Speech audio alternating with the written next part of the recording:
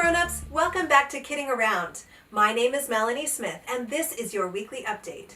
This week your kids will be doing Masterpiece Monday, Wanderlust Wednesday, and Fun Film Friday.